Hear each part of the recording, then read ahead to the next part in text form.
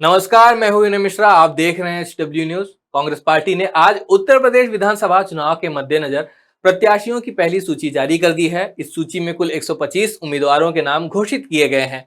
आपको बता दें कि उत्तर प्रदेश विधानसभा चुनाव को लेकर कांग्रेस पार्टी ने घोषणा की हुई थी कि इस बार पार्टी 40% सीट महिलाओं को देगी। इस वादे को बरकरार रखते हुए कांग्रेस पार्टी के उम्मीदवारों की पहली सूची में 125 में से 50 महिलाओं को टिकट दिया गया है। इस बार उत्तर प्रदेश विधानसभा चुनाव के लिए कांग्रेस पार्टी ने एक नारा दिया हुआ है, लड़की हूं लड़ सकती हूं। यह नारा कांग्रेस पार्टी की महासचिव प्रियंका गांधी ने दिया है। कांग्रेस पार्टी की सूची में जिन महिलाओं के नाम हैं, अगर उनको देखा जाए तो उनमें से अधिकतर महिलाएं ऐसी हैं जिन्होंने किसी न किसी लड़ाई में बढ़ चढ़कर हिस्सा लिया।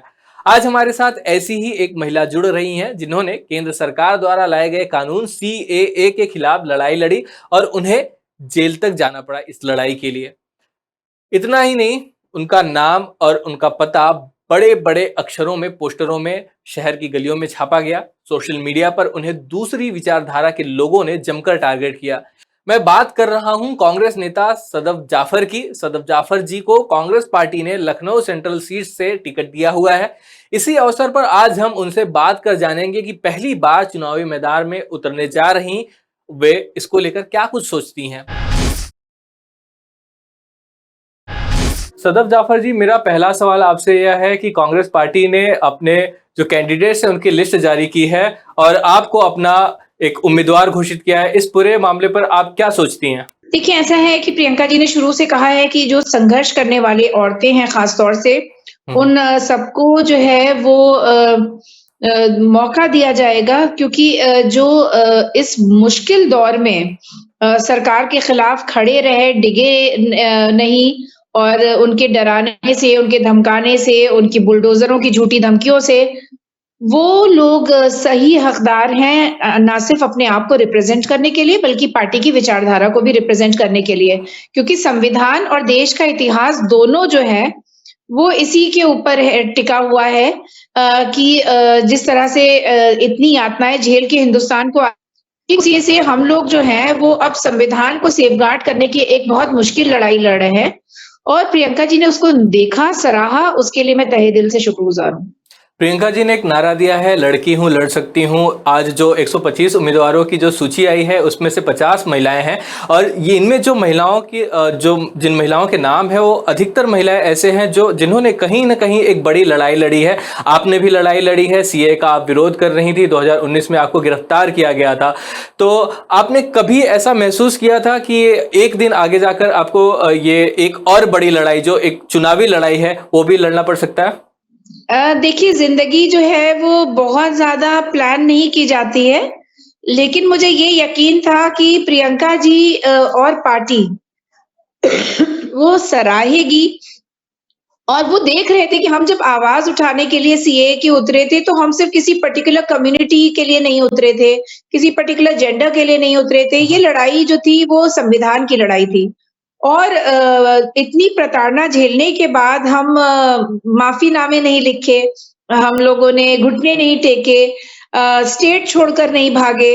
होर्डिंगें 100 से ज़्यादा पूरे शहर में होर्डिंग लगा दी थी मेरी नाम, पते के साथ।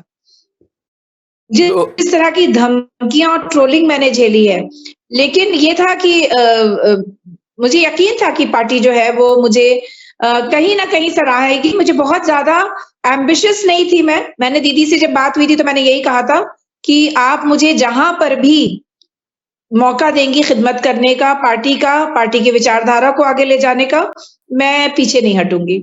आपको लखनऊ सेंट्रल से सीट मिली है, कांग्रेस पार्टी का टिकट मिला है लखनऊ सेंट्रल सीट से। यहाँ पर भारतीय जनता पार्टी के एक काफ़ी हैवी वेट कहे जाने वाले एक कैंडिडेट हैं, वो आपके सामने होंगे। उनका नाम है ब्रिजेश पाठक। वो अभी मिनिस्टर भी हैं, सिटिंग एमएलए हैं, एमपी भी रह चुके हैं। तो ये जो एक चुनावी लड़ाई है, ये क्या आपको लगता है कि काफ़ी ज़्यादा कठिन होने वाली है? देखिए, लड़ाई ज़िंदगी में आसान कभी भी नहीं होती है। जब योगी आदित्यनाथ जी की पुलिस मेरा बाल पकड़ के पेट पे लात मार रही थी, वो भी लड़ाई आसान नहीं थी। जब पोस्टर्स लगा दिए गए थे और उसके बाद भी मैं शहर छोड़ के नहीं भागी, तो वो आसान नहीं था।